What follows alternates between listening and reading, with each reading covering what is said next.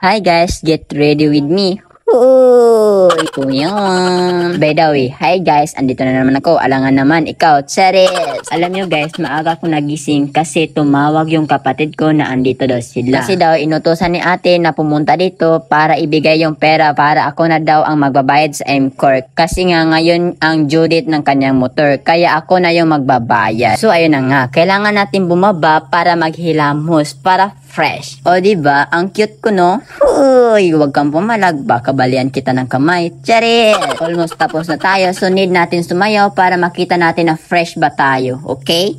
Uy. Alam nyo ba guys, almost 3 years na ako gumagamit ng skincare, kaya wala akong pimples. Uy. So tapos na tayo maglagay ng toner, so sunblock na naman para fresh na fresh. O diba, pak, ang fresh ko talaga, parang ikaw. Charis! By the way guys, hindi na ako magpapalit kasi malapit lang yung bayaran namin. So, where the go? Bakit malungkot ang bese ko? Kasi bumagsak ang ulan. Ang malas naman ng araw ko guys kasi bumagsak talaga yung malabagyo ang ulan. Sobrang lakas ng hangin, parang yung ex mo na puro hangin na lang. Charis! So wala tayong magagawa kundi sa bahay na lang tayo kasi napakalakas talaga ng hangin. Ang masama pa doon, sinamahan pa ng pagkawala ng kuryente. So ayun na nga guys, napag-isip-isipan ko na maligo na lang sa ulan kaysa magmukmok sa bahay. Kaya yung lakad natin, iligo na lang natin sa ulan, diba? Alam nyo ba guys, minsan lang ako maliligo sa ulan kasi napakalamig talaga ng tubig.